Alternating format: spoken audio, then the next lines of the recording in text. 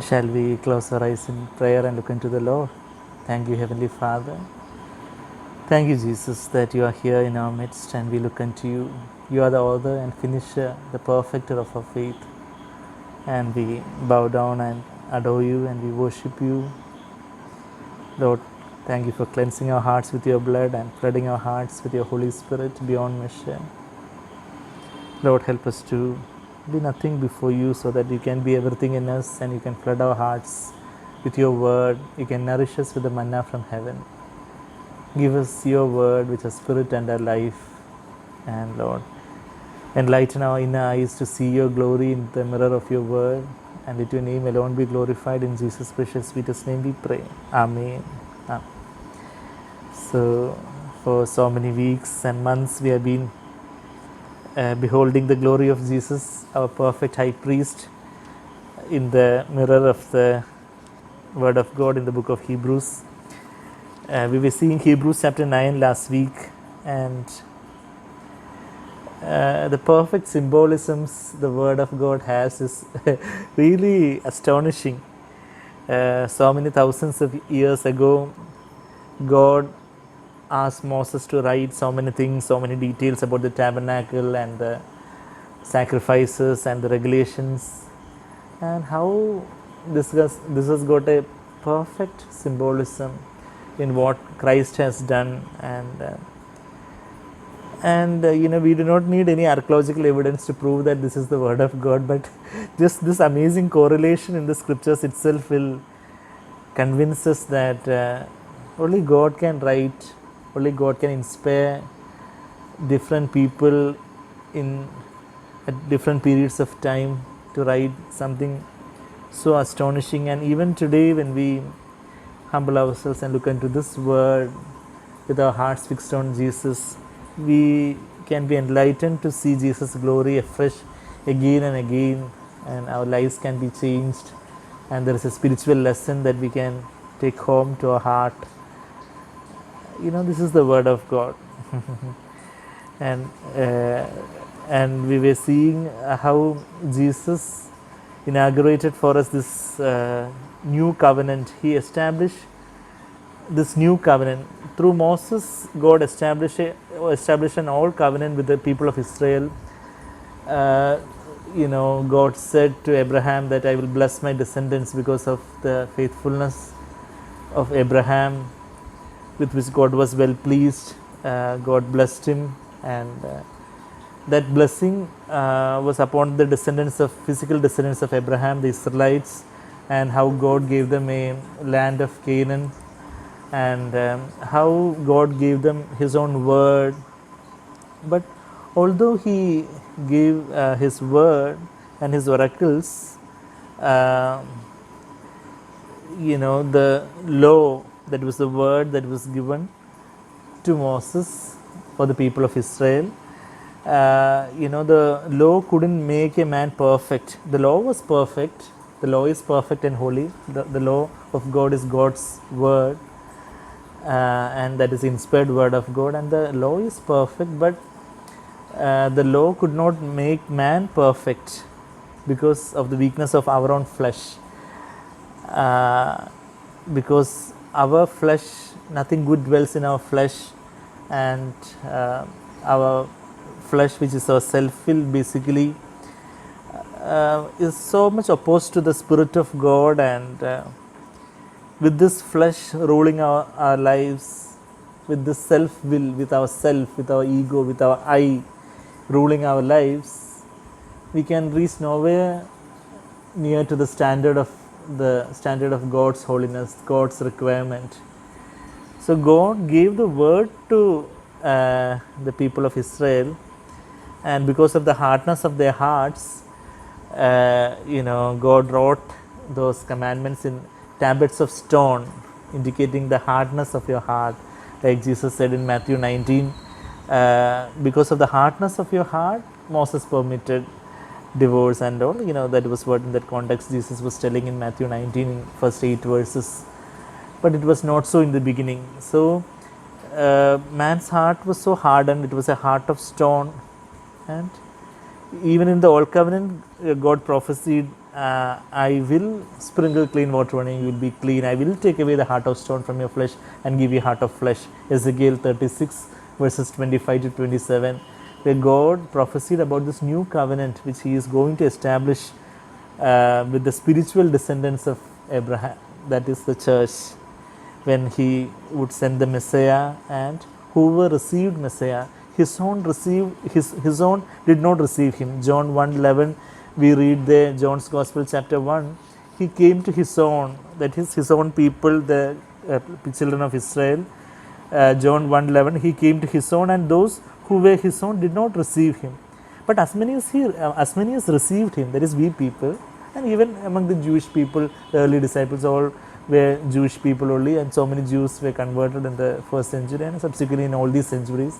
And all those who received Him, whether it is Jew or Gentile, whether it is male or female, or free man or slave, whichever caste or creed or language or whatever tribe or whatever tongue we are of, as many as received Him, whether it is child or old person, whether it is educated person or illiterate person, whether it is cultured person or uncultured person, whoever received, as many as received this Jesus, to them God gave them the right to become children of God, even to those who believe in His name. We know that verse, John 1:12, and God established this new covenant. Jesus established this new covenant with us, and He established the covenant by His own blood, just like in the old covenant had to take the blood of bulls and goats before the mercy seat of God, and to make things clean, blood was required. We will come to those verses in Hebrews chapter 9 towards the latter part of that chapter. And but Jesus shed His own blood. He is the Lamb of God who was slain, the perfect, blemishless Lamb of God who was slain. He was slain from before the foundation of the world. It says in Revelation 13:8. Revelation 13:8 says that the Lamb of God who was slain before the foundation of the world. That means in God's plan, God foreknew that man would sin, and there should be a sacrifice for the remission of sins, and God decided the second person of the triune Godhead would go as a Messiah, and He would come and descend as a man and live here as a man with all the limitations of a man, emptying Himself of all the attributes of God and living as a man, as a perfect example for us. And He shed His own blood, and just like in the Old Testament, the Lamb of God, there were blood of bulls and goats were needed for the forgiveness of sin as a sin offering. There were need for the there were need for the shedding of blood.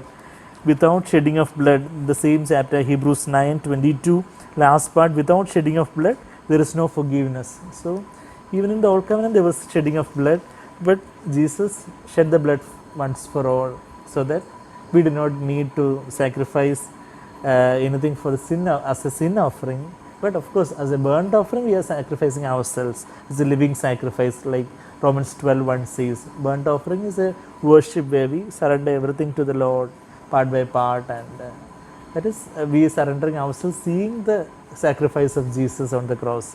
Jesus as a sin offering, in the Leviticus, if you read the first chapters, sin offering and burnt offering and grain offering and all were there. So Jesus became the sin offering for us on the cross, and now in response to that, we are called to be the burnt offering, the living sacrifice unto the Lord. And He inaugurated this new covenant in His blood, even while breaking the bread and giving to the disciples at the Last Supper. Jesus was telling them, "This is the new covenant in my blood," because He was shedding His blood, and blood speaks of death. And in the life of a person, life of an animal or a being is in the blood. That is what the science also attests. But before science discovered that, God's word unequivocally says that in Leviticus, that is the life of a being, the life of a animal or a bird is in its blood, and Jesus shed His blood, and gave his life for us. And he gave himself to die for the remission of our sins. And the new covenant which he inaugurated by shedding his own blood, we saw that new covenant, the terms of the new covenant, that we can be completely justified. Hebrews 8:12, we are justified. We can stand before the Lord with a perfect conscience if we have confessed whatever sins that has convicted our conscience. If we have come to the light of God and confessed all whatever the Lord brings to our light, brings to our conscience, and if we have turned away from ourselves and from the world and sin and everything that is not of God, we have turned away from all that and have turned to the Lord and surrendered ourselves to the Lord, believing that Jesus has died for our sins on the cross, and he has risen again and is ever living for us, and he is only true God. If we have surrendered, repented and believed, then we can be born again. And not only born again, when we are born again, what has happened with or without our knowledge is the justification, not only the forgiveness of our sins, but justification. The Greek word meaning justify means make righteous. That means we were made righteous by Jesus' blood. We saw that in Romans 3 and 5, Romans chapter 3 and chapter 5, that we are justified through his blood. Romans 5:9 says that we are justified through his blood. Romans 5:1 says that we are justified by faith and justified by his grace. Romans 3:24, we are reading those verses, and we are justified. We can stand before the Lord just as if I have never ever sinned, because not only just as I have never ever sinned, but also just as I have obeyed as Jesus has obeyed, because Jesus' righteousness is imputed upon me. What a great privilege. I have so much confidence before the Lord. Each one of us can have a clean conscience, a perfect conscience. Hebrews 9:9 says that the old covenant couldn't make the worshipper perfect in conscience, and what the author is saying is that the blood of Christ can give us a perfect conscience. How much more the blood of Christ can cleanse our hearts from even dead works, not only evil works or bad works, but also from dead works. Verse 14, Hebrews 9:14, how much more will the blood of Christ, who through the eternal Spirit offered himself without blemish to cleanse our blemish to God, cleanse your conscience from dead works to serve the living God. Our conscience can be cleansed from dead works, whatever is not of God, whatever is not up to the standard of God, whatever is not from God, through God and to God, all those dead works can be cleansed from our conscience, and we can have a perfect conscience before the Lord with only gold, silver and precious stones. Whatever the Lord has wrought in us, whatever the Lord has accomplished in us and through us will be remaining, and that is a perfect conscience we can have. And then we were seeing in Hebrews 8:10 and 11 about how the Lord can write his word in our mind and in our heart, give us a desire and the ability to do God's will. We can partake of his nature. The word of God can become part of us, part of our spirit. Our spirit can be nourished by the word of God. Our inner man can be, the spirit or inner man can be nourished and empowered, strengthened by the grace of God. That is the Spirit of God, by the strength of God, by the word of God, and we can have a deeper oneness and union with the Lord. Verse 11, Hebrews 8:11, that is knowing God. We can know God as a heavenly bridegroom. We can be one spirit with him. We can really worship him. Our spirit and the Holy Spirit will become one spirit, and we can have a oneness in our spirit when we have surrendered everything to the Lord, and the Holy Spirit is taking full control of our being by flooding our hearts with his love and joy and peace and patience and kindness and goodness and faithfulness and faith and gentleness and self-control. So the Holy Spirit is flooding our hearts, and we can know the Lord, so we can be justified with a clean, perfect conscience before the Lord, and we can partake of his nature, become like him more and more in our spirit, and we can know him deeper and deeper as a father, as a shepherd, as a king, as a bridegroom, as our everything, as our Lord and Master, as our God, and as our King of Kings and Lord of Lords. And that is the new covenant. And then we were seeing that how the worship in the earthly tabernacle in the Old Testament is contrasted to the worship in the heavenly tabernacle in the New Testament. Today, our worship is happening where, spirit. There is a, I don't know how I feel so thrilled and so excited when I see this, because Jesus was telling an hour is coming, and now is when the true worshippers will worship in the spirit and in the truth. John 4:23-24. And in the Old Covenant, they could worship only in the body realm and soul realm. That is, in the outer court, in the holy place, they had access. Only the high priest, once in a year, had an access to the most holy place with great reverence and awe and fear. They entered there, but they couldn't know God as we can. And now Jesus has died on the cross and has the veil demarcating the holy place and the most holy place has been rent, and now we can have direct access in the spirit. And it is not in the most holy place in some earthly tabernacle, but our body itself is the living, it is the temple of the living God. We read that in 1 Corinthians 3:16 and 2 Corinthians 6. So we are the temple of the living God. So 1 Corinthians 3:16 and 2 Corinthians 6:16 says that we are the temple of the living God. So we are the we are the temple of the living God. That itself indicates that we are made after the pattern of the tabernacle of the Old Covenant. The tabernacle was a picture of Jesus, our being, the church, our spiritual growth, and so many symbolisms the tabernacle has. And we are the temple of the living God. And in the inner room, when you pray, go into inner room, shut your doors. Matthew 6:6, Jesus says in the Sermon on the Mount, in the spirit, in the innermost being, there your Father who sees you in secret will reward you openly. So we are praying to the Father in secret, not to impress other people, not to show off that we are so holy or superior or we are spiritual or anything, but it's a loving relationship with our Father, with our bridegroom, with our helper in the inner room. And that is worship in the spirit. In the Old Testament, the worship was happening in the earthly tabernacle. Now when we are worshipping in the spirit, actually we are worshipping in the heavenly tabernacle, that is in the third heaven. Spirit is intangible. That is intangible means that cannot be touched. We cannot, even if you operate a believer's, heart or believer's body, also you won't be able to see any spirit. Even if the surgeons operate, even unbelievers have spirit, but they are dead in unbelievers, in a dormant dead spirit, dead state in unbelievers, Ephesians 2:1. But it is not tangible. So when we are worshipping the spirit, actually we are worshipping in the heavenlies. We are seated in the heavenly places, Ephesians 2:6 and 7. And so when we are worshipping in the spirit, when we have surrendered everything and the Holy Spirit is flooding us, actually we are experiencing heaven. Glory came down and glory came down and heaven fills our heart, as we sing in that song and all, no?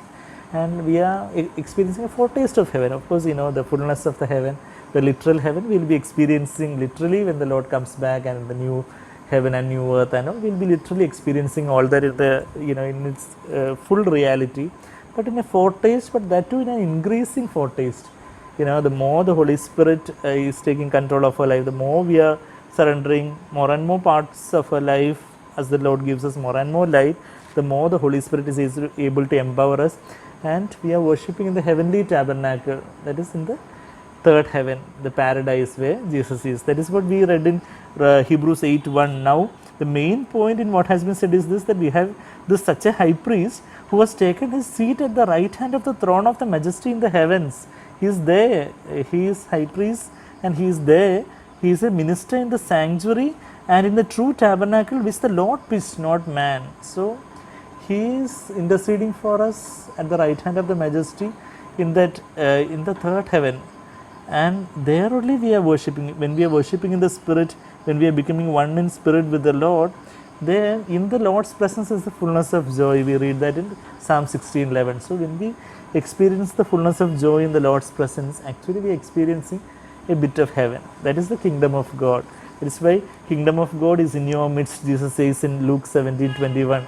Do not look here and there. The kingdom of God is in your midst. When Jesus was speaking that, Jesus was standing in their midst, and Jesus was experiencing the kingdom of heaven. And Jesus is saying that the kingdom of God is in your midst. That means Jesus was experiencing, the disciples experienced the kingdom of God with power on the day of Pentecost. There is this expression that Jesus used in Mark 6, that the day when the kingdom of God will come with power. I think it is in Mark 6, in Mark 9. Mark's Gospel, chapter 9, verse 1, Jesus says, "Truly I say to you, there are some of those who are standing here who will not taste death until they see the kingdom of heaven, kingdom of God, after it has come with power." And what he was indicating is not the amount of transfiguration which happened 6 days later, verse 2.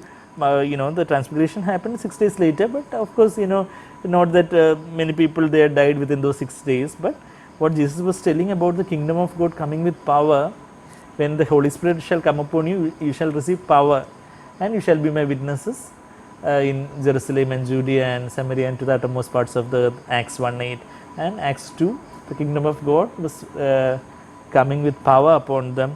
And today, when the Holy Spirit floods our heart, the kingdom of God is coming with us, coming upon us with power, and in that fullness of the Holy Spirit. That is why it is so important to be assured about the fullness of the Holy Spirit. Of course, we are born of the Holy Spirit when we become born again, but if we are, we have to be being filled of the Holy Spirit. Ephesians 5:18, and for that we need to surrender everything to the Lord and say that, Lord, I want to humble myself and be a zero before you. Lord, I thirst for you. Fill me, Lord, with your power, with your love and joy. And when we are filled with the Holy Spirit, we are experiencing heaven, the kingdom of God. That means God being the king of our life. That is kingdom of God. Kingdom is where only one king is there. The self and Jesus cannot rule together. Kingdom means only one. Either my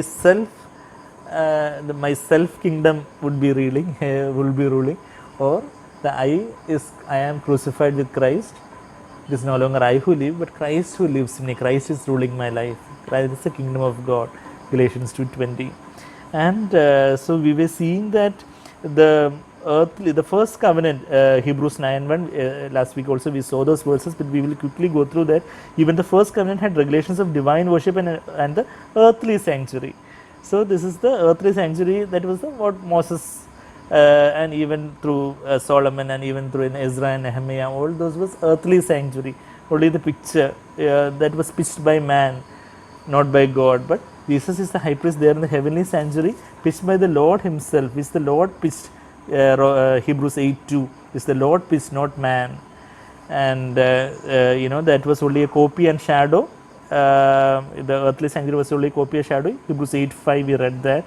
And coming back to Hebrews chapter 9 verse 2, for there was a tabernacle prepared, the outer one, there was an outer tabernacle and a second tabernacle, that is the inner tabernacle is the most holy place. So there was a tabernacle prepared, the outer one, in which there were the the lampstand and the table of showbread. So Hebrews 9:2, in that outer tabernacle, lampstand was there, table of showbread was there, and this is the holy place. Verse 3, behind the second veil, that means behind that veil that demarcates the holy place and the most holy place, there was this holy of holies. And there it says, verse 4, having a golden altar of incense. We were seeing that when we read Exodus, we read there that the golden altar of incense was outside the veil in the holy place.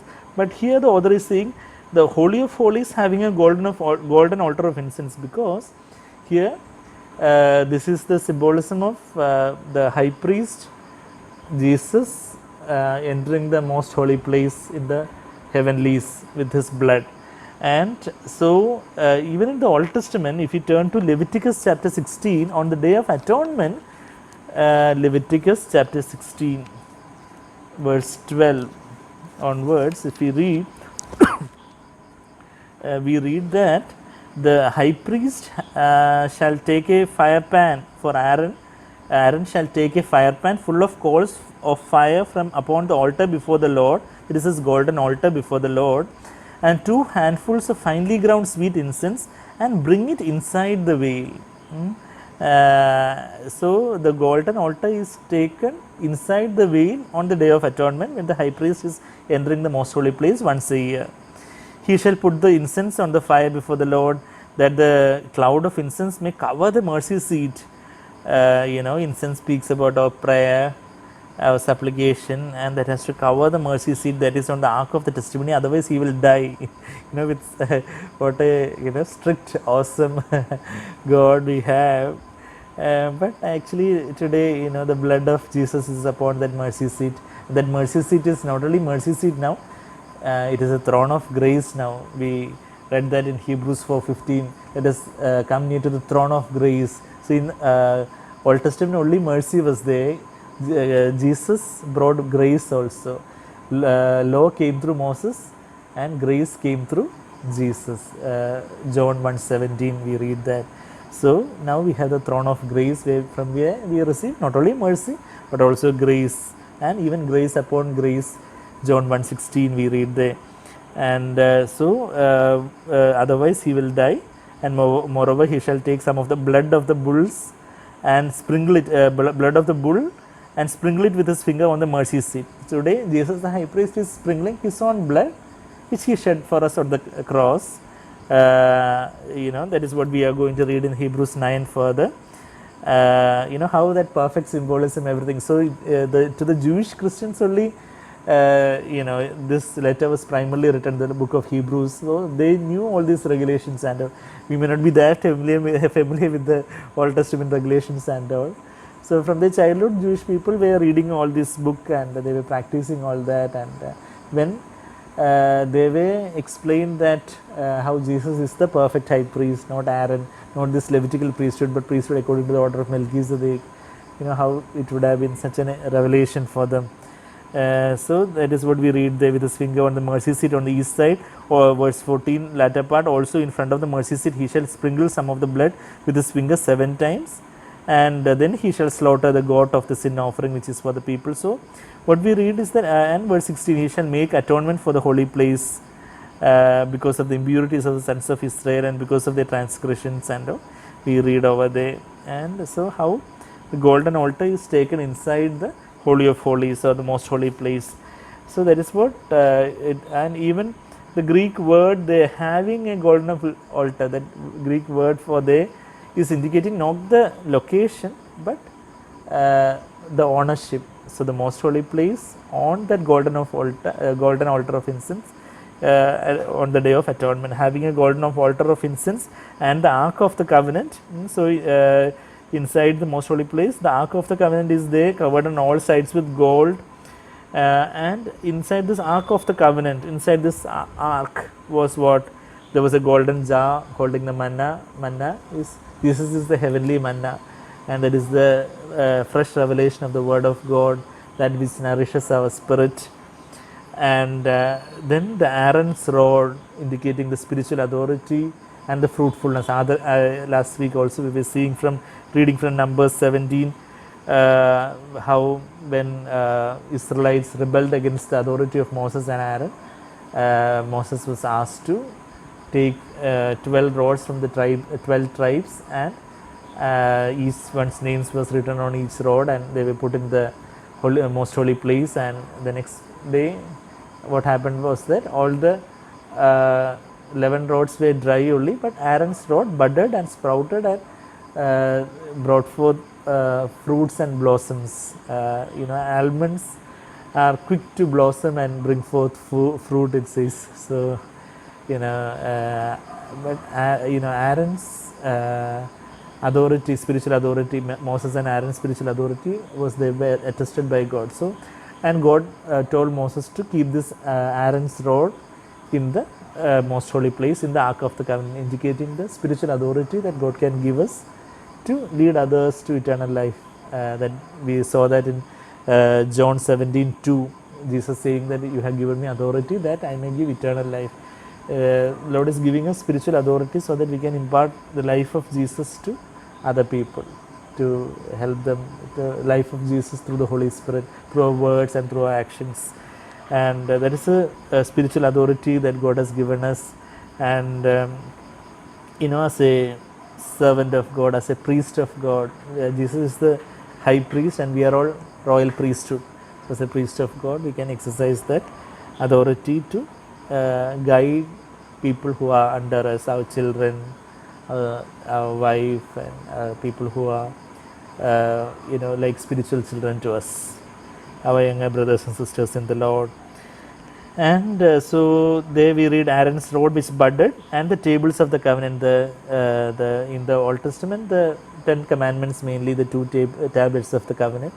In the New Covenant, of course, the Word of God, especially the terms of the covenant we read from Jeremiah 31, what is quoted here in Hebrews 8, 9 to 10 to 11, that justification and becoming like Jesus and knowing Jesus, a deeper fellowship with Jesus. So that is the tablets of the covenant, the new covenant in the heavenly tabernacle. So this is what was there in the earthly tabernacle, and this is the symbolism for us in the heavenly tabernacle.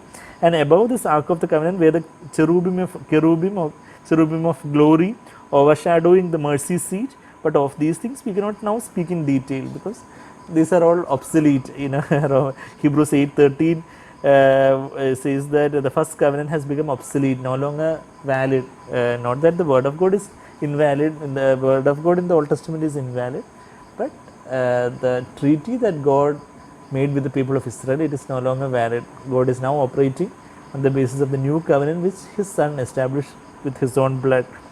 So of these things we cannot now speak in great detail because these are all just shadow, and we will come to the substance. So that is what the author is more interested in. And verse 6, now when these things have been so prepared, the priests are continually entering the outer tabernacle, that is the holy place. The inner tabernacle is the most holy place.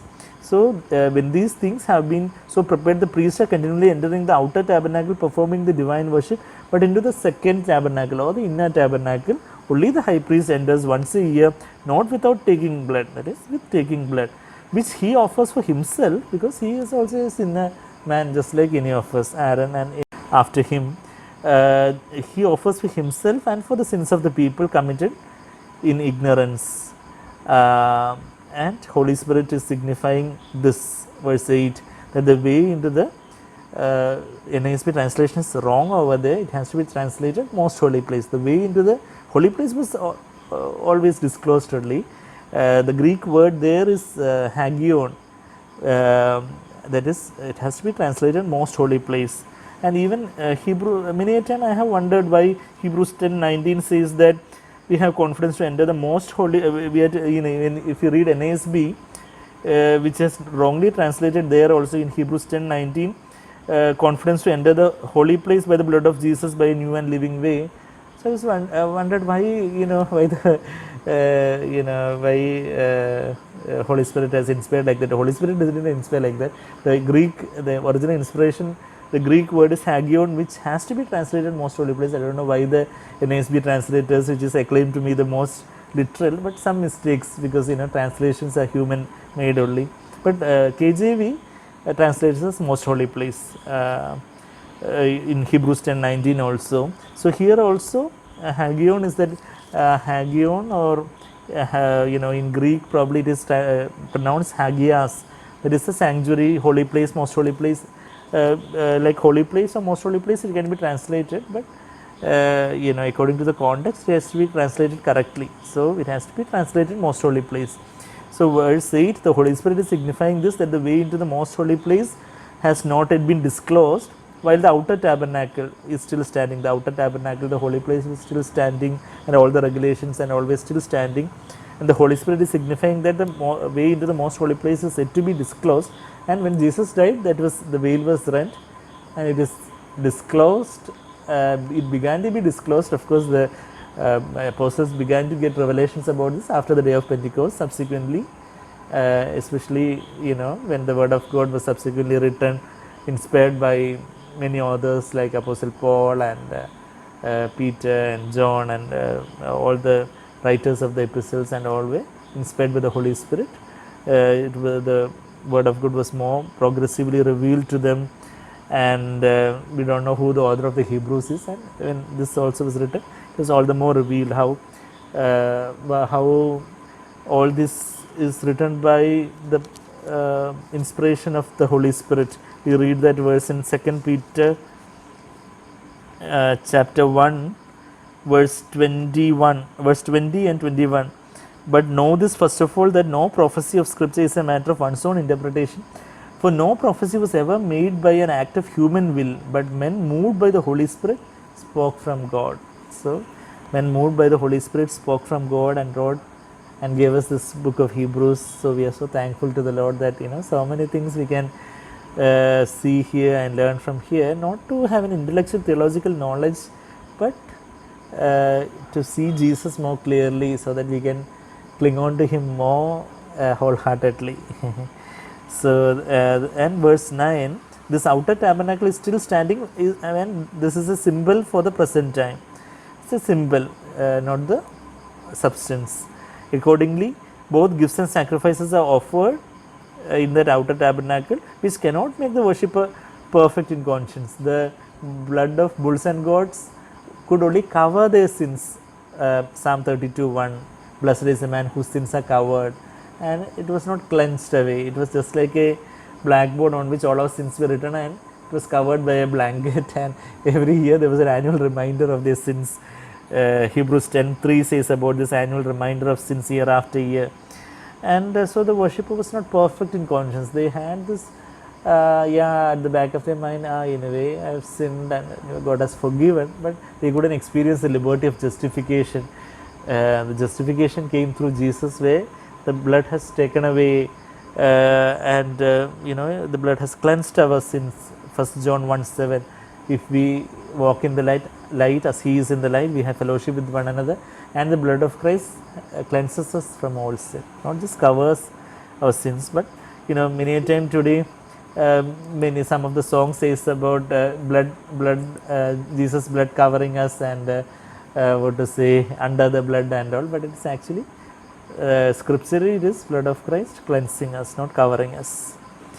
And then we read in verse 10. So the Old Testament, the outer tabernacle, all those gifts and sacrifices offered could not make the worshipper perfect in conscience, since they relate only to the food and drink.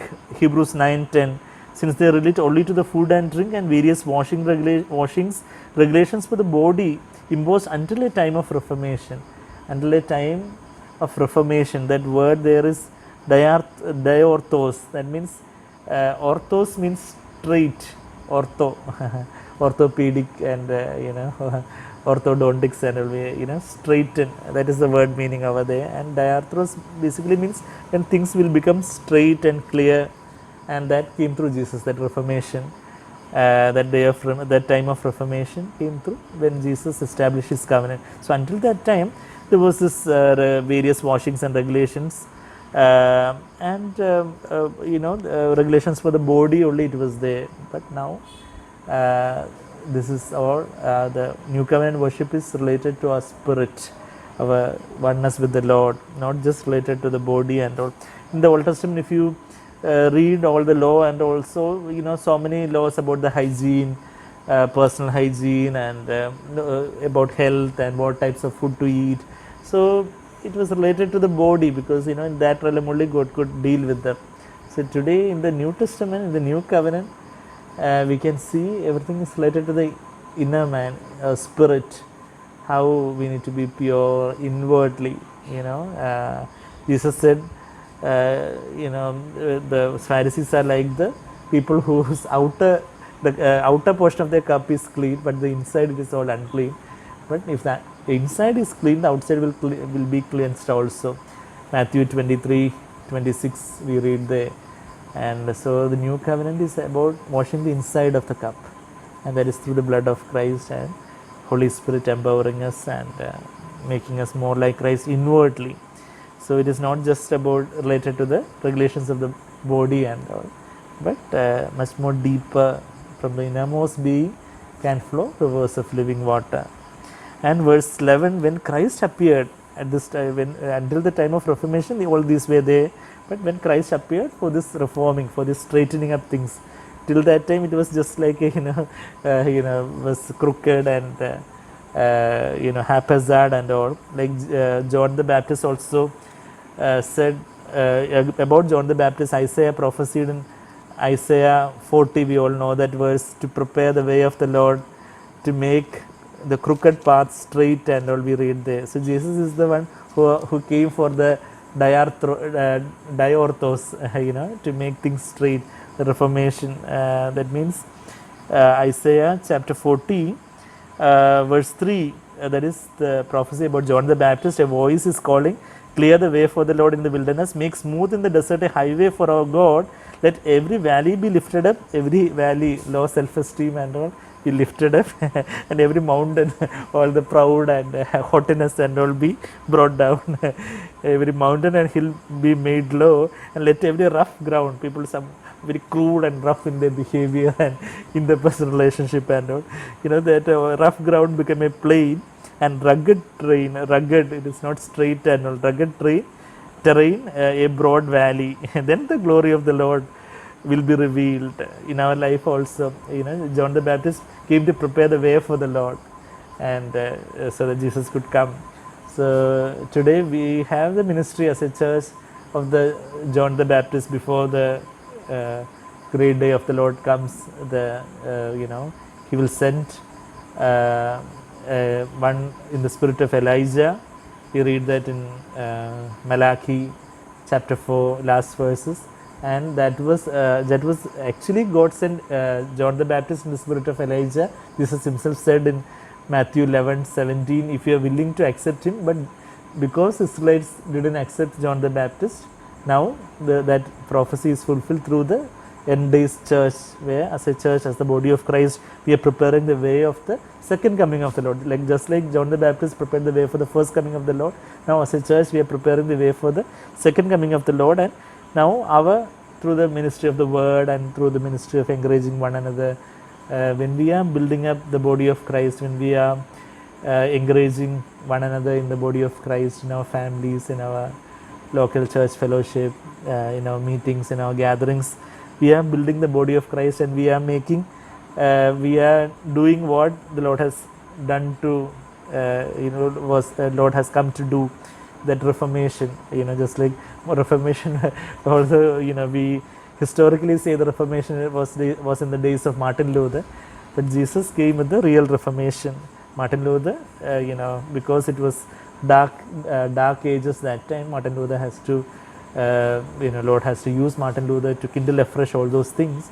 And now also the the Reformation is taking place when we are used by the Holy Spirit to make rugged places, many crooked ways and all, become straight, diorthos. That is a time of Reformation.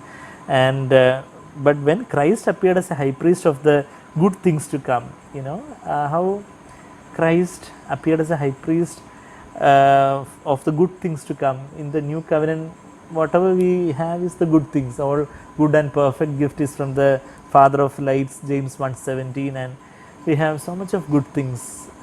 Jesus also said, even if you fathers being evil know how to give good gifts to your children, how much more will your heavenly Father will give the Holy Spirit to those who ask him. Luke 11:13. If you just compare Matthew 7 and Luke 11, then you will understand that what is good is the Holy Spirit. Matthew 7 verse 11. Matthew 7:11 says, if you then being evil know how to give good gifts to your children, how much more will your Father who is in heaven give what is good to those who ask him. So what is that good? God alone is good. Jesus said the Father alone is good.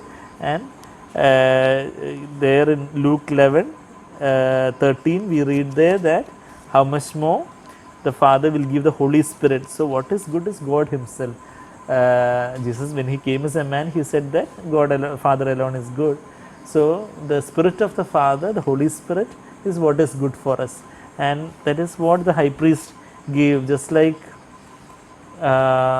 Moses Moses went up the Mount Sinai and brought the law to the children of Israel, and Jesus ascended to the heavenlies and he sent the Holy Spirit to us. So the Holy Spirit is the good thing, is what is good, that he has really, and it is because of the Holy Spirit that the Holy Spirit has made all the difference. The Holy Spirit couldn't indwell a person in the old covenant because the blood of bulls and goats couldn't cleanse their conscience. Only the sins could be covered up only. But today the blood of Christ has cleansed our conscience, and the Holy Spirit Holy Spirit has come into our spirit, and Holy Spirit is residing inside us in a born again believer, and we have become the temple of the living God. And this Christ, this high priest, has brought. He is the high priest of the good things to come. All the good things, all whatever is of God that is in our life is through the Holy Spirit. In our flesh, nothing good dwells. Romans 7:18. And whatever, if somebody is seeing anything of Christ in us, Christ in any of us, it is not because of our flesh, in which nothing good dwells, but because of the Holy Spirit, who is dwelling in our spirit. And so that is what Christ appeared as a high priest of the good things to come.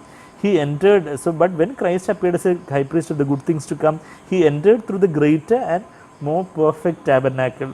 So the heavenly tabernacle, he entered through the greater and more perfect tabernacle, that is not made with hands, that is to say, not of this creation, not made with human hands, not made by the hands of the people of Israel by the instruction of Moses. That is all the earthly sanctuary, earthly tabernacle only. But Jesus entered through the greater and more perfect tabernacle, that is in the heavenlies, the third heaven, in the very presence of God.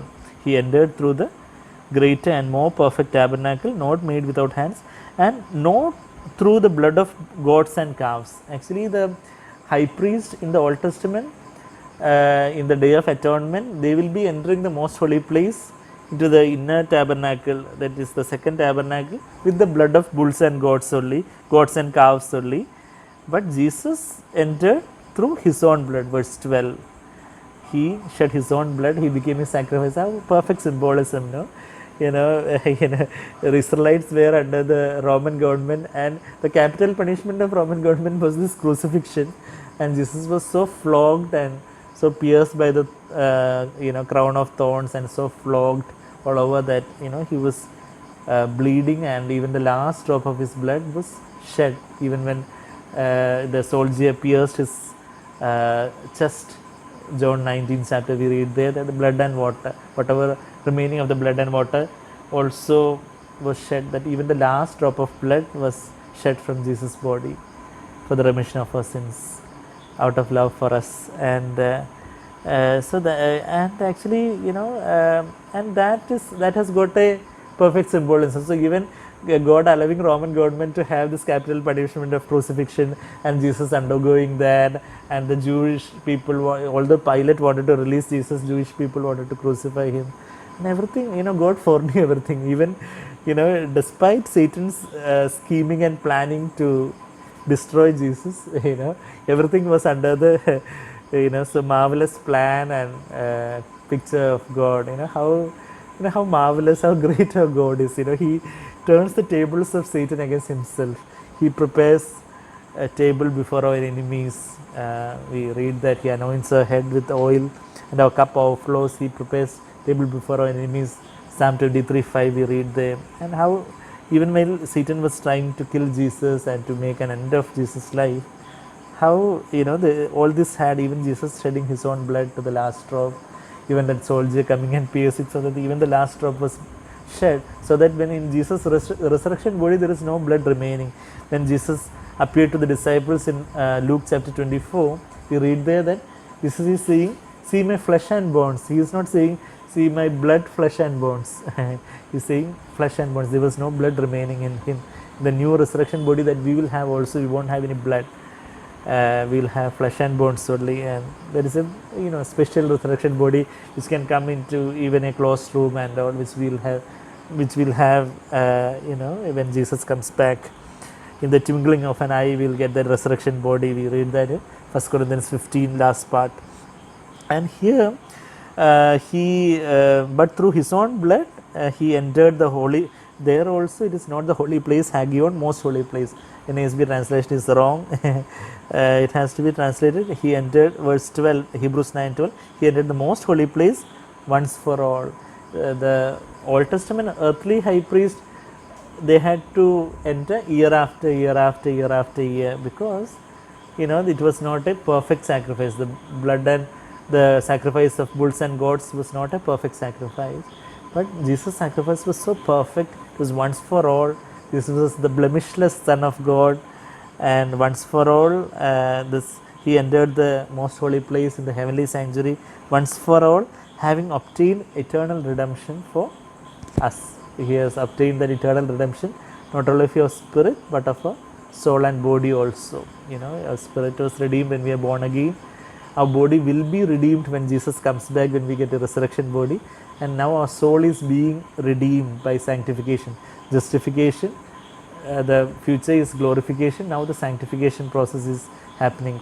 Past, future is coming. Now the present ongoing sanctification. The redemption of our soul is happening when we work out our salvation with fear and trembling. What the Lord is working in us when we surrender ourselves continually and die to ourselves, and we are empowered by the Holy Spirit and allow the Holy Spirit to live through us, in us and through us, then actually we are being redeemed, we are being saved. The word of the cross is power for those who are being saved. It says in 1 Corinthians 1, how we can be saved. How, of course we were saved by the word of the cross. The word of the cross has got two parts. Word of the cross means Jesus died for our sins. With that our spirit was saved, we became born again.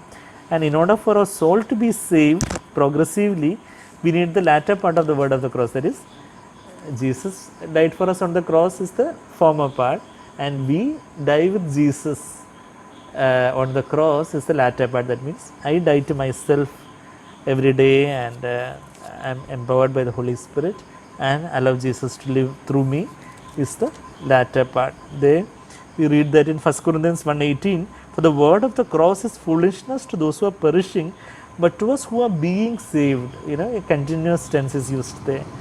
Those who are being saved, it is the power of God. So the word of the cross only can impart that power for the sanctification.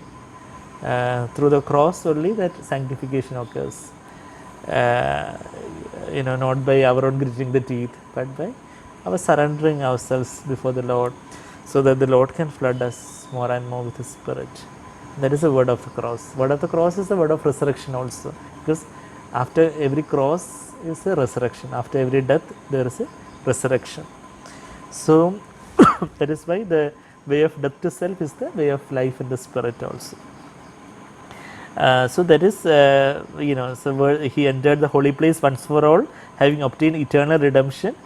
For if the blood of bulls and goats and bulls and the ashes of a heifer is that the cow which has produced any offspring, that is the heifer.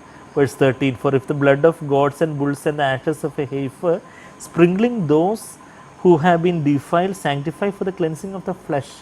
So cleansing of the flesh meaning cleansing of the body. In the blood of bulls and goats only had that cleansing in the outer sanctuary, outer court and holy place. To some extent they could be abstain from sinning grossly. The Jewish people, compared to all the other rest of the nations around them, were kept from becoming degrading morally by the law of Moses. So of course the law was perfect, and law demanded wholehearted love and all, but they couldn't do that. In the law itself, the foremost of commandment, the love God with all our heart all our soul with all our strength was there, but they couldn't keep it. But all the external commandments and all, they were trying to keep that, and there was a restraint. That means actually it was just like like Brother Zach's example. If a pig is chained by some 10 chains, the pig won't, the pig will be seeing the mud over there, mire over there. The pig wants to go, but because the 10 chains were like the 10 commandments, and the pig would be restrained from going. But the change of nature was not there. But today, in the new covenant, that flesh, that pig nature is put to death by the Holy Spirit and the Word of God, and now the cat nature, the nature who wants to be clean, although if, suppose the cat falls into the mud or mire, also the cat licks it up immediately. That is, it wants to, that cat's nature is to be clean. It will lick itself clean. Keep on licking itself clean. Although we feel that the cat is so white and so clean, it will keep on licking itself clean. That is the nature of the cat. So God has given us that new nature through the Holy Spirit, and we want to be more and more clean. That's why many of our colleagues or many people around us might feel that we are very holy people, but we know that how much wretched sinners we are. We know that, oh Lord, I am so unlike Christ in my attitudes, motives, Lord, in my words I was a little hard, I was very unkind, I was too strict. So many people might feel that, oh, we are so very humble, godly people, but we know how wretched sinners, very wretched sinners that we are. We know because we have that God has given us that nature of Christ in the Spirit, and we want to become more like Christ. We need to cleanse ourselves just as Jesus is pure. 1 John 3:3 says that, no? And so here all those was just for the cleansing of the flesh, cleansing of the outer being. Now the contrast is how much more, if the blood of bulls and goats sanctify for the cleansing of the flesh, how much more will the blood of Christ, who through the eternal Spirit offered himself without blemish to God. So the sacrifice has to be perfect. So how Jesus kept himself perfect as a perfect sacrifice for the Lord through the eternal Spirit. We read that in 1 Peter that Jesus became a blemishless Lamb of God. 1 Peter chapter 1 verse 16 and verse 19 rather. Verse 18 we read there that, knowing that you were not redeemed with perishable things like silver or gold from your futile way of life inherited from your forefathers, but you were redeemed with precious blood as of a lamb, unblemished and spotless. The blood of Christ. That is the in the Exodus also, in the Old Testament also, we read that regulation that the lamb that has to be sacrificed for our sins has to be unblemished and spotless, and Jesus is the unblemished and spotless. There was no sin in him, not just because he was God, but even as he came as a man, although he was tempted in all points as we are, yet without sin.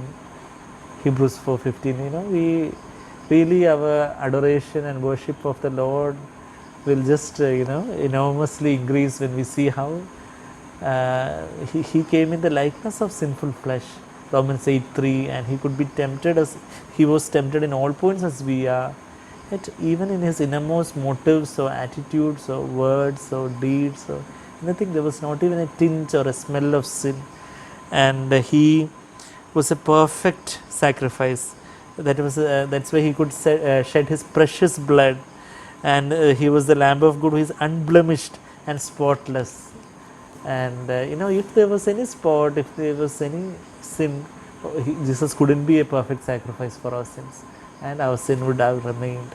But how Jesus humbled himself to the utmost, so that the Holy Spirit could come unto him beyond measure. John 3:34, that the Father gave Jesus the Holy Spirit beyond measure, and Holy Spirit is the Spirit of grace, and God gives grace only to the humble. So Jesus humbled himself to the utmost, that the Father could bestow upon him grace upon grace upon grace upon grace, even from his childhood. Luke 2:40 we saw, child became strong and grew in wisdom and stature, and the grace of God was upon him.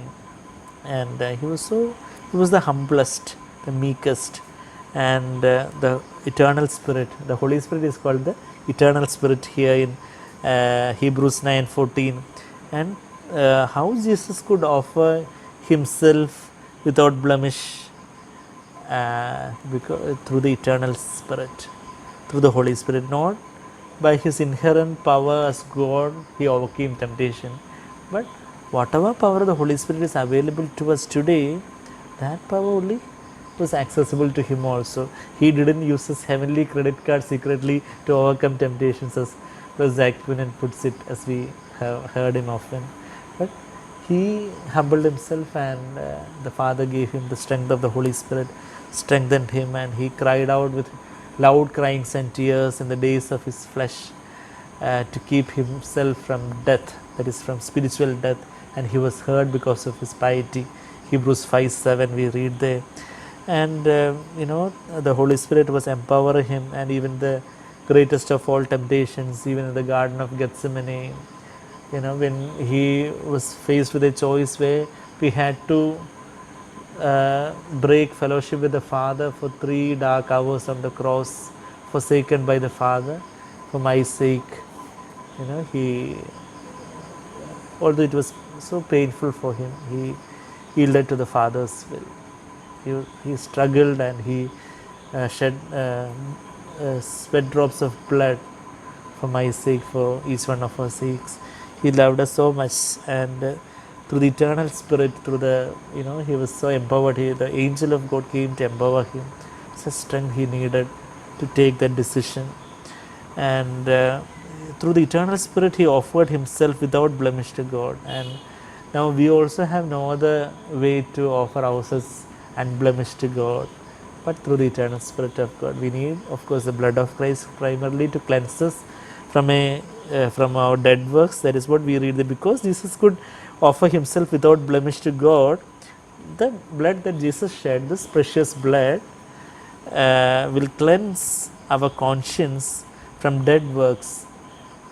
Whatever, even if it has the appearance of good works, but if it has not an origin or a propagation or a fulfillment by God, those are dead works, and works done just for the honor of man, just to satisfy a conscience, just to impress people, just to gain money or honor or the pleasures of this world. All those dead works, of course, works done for the pleasures of this world, of course, are evil works only, but works done for the money and honor of this world, those are the dead works. Works done for the pleasures of this world will come under the category of the evil works.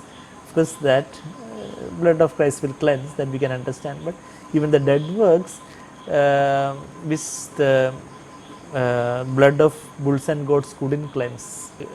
Even among the 10 commandments, do not covet was the only inward commandment. All the other was external commandment. So Paul was externally blameless according to the law. Paul testifies that in Philippians 3:6. But when it came to the 10th commandment, do not covet, how he failed miserably. Romans 7 we read that the blood of bulls and goats could cover the external sins, and they could have the Old Testament type of worship in the body and soul realm. But today the blood of Christ cleanses our conscience. Our conscience is part of our spirit, and blood of Christ cleanses our spirit, and cleanses the spirit from all dead works, so that we can serve the living God through the eternal Spirit. Yesterday also we were seeing that serving the living God, in the Malayalam Bible study also we were seeing that doing the works of the Lord. Many a time when we think about serving the living God, we will be thinking about preaching and sharing the gospel and some Bible related works, or that kind of ministry kind of things only comes to our mind. But actually the word of God in Colossians 3:23-24 says that whatever you do your work heartily as unto the Lord, not for men, because Colossians 3:23 and 24. Whatever you do, do your work heartily as for the Lord rather than for men, knowing that from the Lord you will receive the reward of the inheritance. It is the Lord Christ whom you serve. So whatever you do, you can serve Christ. Even the mundane things like washing utensils in the kitchen, or cooking, or taking care of children, or teaching children, or buying things from the shop, or traveling, or whatever things that we, the earthly things, the usual mundane things, the routine things that we do, our routine work, secular work in our office or factory or clinic or wherever, whatever we do, we can serve Christ if we are doing everything not for man, not for our man means we are, I am a man, other people are also men. So not for man means not for myself or for other people. Whatever I am doing it as unto the Lord. Our whole attitude is, Lord, whatever I am doing, Lord, this is a sacrifice unto you, a soothing aroma to your nostrils. That is what we read last time also. Yesterday also we were seeing so many verses from Leviticus chapter 1 and 2 and 3. There we read about the burnt offering and all the offerings and the fragrant, that would be a soothing aroma to the Lord. And when our self will is sacrificed and the Holy Spirit takes over, the Holy Spirit will bring the Holy Spirit is the oil of heaven with the fragrant aroma of Christ, and there will be a fragrant aroma to the Lord. And whatever we do, we can be serving the Lord. And only if the blood of Christ cleanses our conscience from all these dead works, all dead works to impress people and impress others and impress ourselves, or to satisfy our own conscience. When our conscience is cleansed from all our, whatever our conscience convicts us, that is not of the holiness of Christ, that is not of the Christ likeness, that is not of the humility of Christ. Whatever the conscience is cleansing us, our attitudes and motives and desires and everything, whatever is not of Christ, when we ask the Lord to cleanse our hearts, our innermost motives and decisions and desires, everything we are asking the Lord to cleanse our hearts, then our conscience is cleansed from dead works, then we can be empowered by the Holy Spirit. When we offer ourselves as Jesus offered himself, we can be empowered by the eternal Spirit of God. And just like Jesus offered himself blemishless through the eternal Spirit, the same eternal Spirit can empower us also to serve this Jesus in whatever we do, even in our spiritual work as well as in our secular work. We can be empowered by the eternal Spirit of God, the Holy Spirit of God, to serve him and to minister to him in we are not doing anything primarily for people, but even when I seek to preach, when I share the word of God, I seek to do it as unto the Lord. I want to preach the word before you, not before people. In the Old Testament, in Ezekiel and all, we read about the sons of Zadok who were given the privilege to minister to God, and there were other people who were not permitted to minister to God, but they were permitted only to minister to people. So we can also have that danger where we can end up ministering to people alone, but actually the Lord wants us to minister to himself. There in Ezekiel chapter 44, with that we will close. There we read there that verse 10, the Levites who went far from me when Israel went astray, who went astray from me after the idols, shall bear the punishment for the iniquity. Ezekiel chapter 44 verse 10 and verse 11, these Levites who went far from me, they shall be ministers in my sanctuary.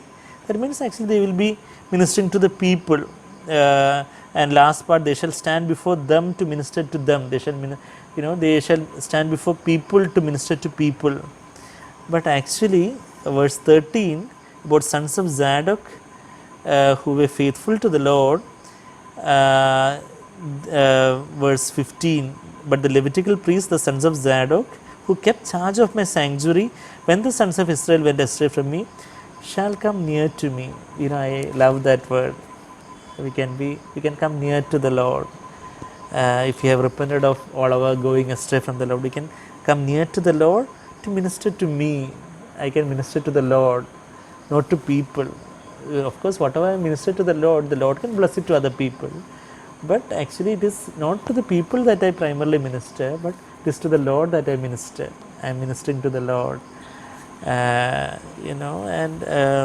that is what they shall come near to me to minister to me, and they shall stand before me, not before people. Those people, verse 11, they were standing before people, but here the Lord, in the new covenant, we have all the more this privilege. We can stand before Jesus himself and stand before me to offer me the fat and the blood. They shall enter my sanctuary, verse 16, they shall come near to my table to minister to me, to keep my charge. And it says that it shall be that when they enter at the gates of the inner court, they shall be clothed with linen garments, and wool shall not be upon them, so that there won't be any sweat. Sweat is a, that is what verse 18, linen turbans shall be on their heads, and linen undergarments shall be on their loins. They shall not gird themselves with anything that which makes them sweat. Sweat is part of the curse. So that is the self labor, that is the sweat. So when we are coming before the Lord, there is this rest. We are called to enter the rest. How the symbolisms are so perfect in the Word of God. Hebrews 4:1 says about entering His rest. So when we are ministering to the Lord, there is a rest, there is no sweat. That is why linen garments only were allowed. That means nothing that will make you sweat, because you are not laboring by your own strength, but laboring according to the power of the Holy Spirit. Colossians 1:29, Paul says about laboring according to the power that works within me. Colossians 1:29 says about, for this purpose also I labor, striving according to his power, which mightily works within me. And also in Acts 13 we read that lovely phrase that when Paul and Barnabas were set apart, there we read that all these people were ministering to the Lord. That means ministering to the Lord basically means worshipping the Lord. That is what we read there, Acts chapter 13 verse 2. While they were ministering to the Lord, that means they were worshipping the Lord and fasting, the Holy Spirit said, set apart for me Barnabas and Paul. So we are primarily called to be ministers unto the Lord, ministering to the Lord, and we can serve the Lord in whatever we do. We can serve the Lord if we have a clean conscience, perfect conscience, cleansed by the blood of Christ from all dead works, and empowered by the eternal Spirit to offer ourselves without blemish, because we have been cleansed by the blood of Christ, and we can offer ourselves just like Jesus offered through his offered himself blemishless to God through the eternal Spirit. We can also offer ourselves without blemish unto the Lord. So may the Lord help us to be blemishless in our conscience, to have a perfect conscience, and to be empowered by the Holy Spirit to serve him in whatever we do, so that we can minister to him, to be worshippers of him in the most holy place, without sweating, without our self efforts, but in a spirit of rest, where we will find rest for our souls, like Jesus said in Matthew 11:29. Shall we close in prayer? Loving, gracious Heavenly Father, Lord, thank you for your rich word. Thank you for your heavenly word, your heavenly manna that empowers our spirit to become like you, to know you deeper. Thank you for being a perfect high priest for us, Lord. We worship you, O Father. Thank you, Jesus. We worship you, O Lord Jesus. Thank you for coming down to the sin-cursed earth for my sake, for each one of us sake, to become a perfect high priest, to make a perfect sacrifice for my sins, Lord. Thank you, Jesus, that you offered yourself without blemish, Lord, without any sin, without any taint or a spot or anything, Lord. You were so perfect in your conscience, and Lord, you were so sinless. You kept yourself sinless by the power of the Holy Spirit, and Lord, you had paved this way, this new and living way for each one of us. And you being the forerunner, we can come behind you, looking unto you, Lord Jesus. What a great privilege we have. Thank you, Jesus. Thank you for helping us to be worshippers in the Spirit, in the heavenly sanctuary. We can worship you in oneness with you. And Lord, we can behold your glory, and Lord, we can be so cleansed from all the dead works in our conscience by the power of the blood and we can be empowered by the Holy Spirit in our spirit to serve this living God in whatever we do, to do our work heartily as unto you, Lord Jesus, to minister to you, to worship you, even while we are doing the mundane things of life, Lord, to have that spirit of worship 24/7, even while we are asleep, to be one with you in our spirit. Help us, Lord, reveal to us more and more, and Lord, help us to become more like you, and help us to see you more, to hear you more, to surrender more, and to be empowered more. Thank you, Jesus. Thank you for the blessed families, blessed brothers and sisters, and bless each one of us. And Lord, we pray for the church, pray for the perishing world. Have mercy on us, mercy on the land. Lord, we pray for the healing from the pandemic upon this land. Lord, we pray that, Lord, you would be merciful to your people, merciful to the land. And Lord, we pray that, Lord, you would send your revival upon the church, and you will bring forth new beginnings in many parts of the world as your pure testimonies in many parts of the world. Lord, help us. And Lord, we want to die to ourselves so that, Lord, we can bring forth your fruit for your glory. Help each one of us. Let your name alone be glorified.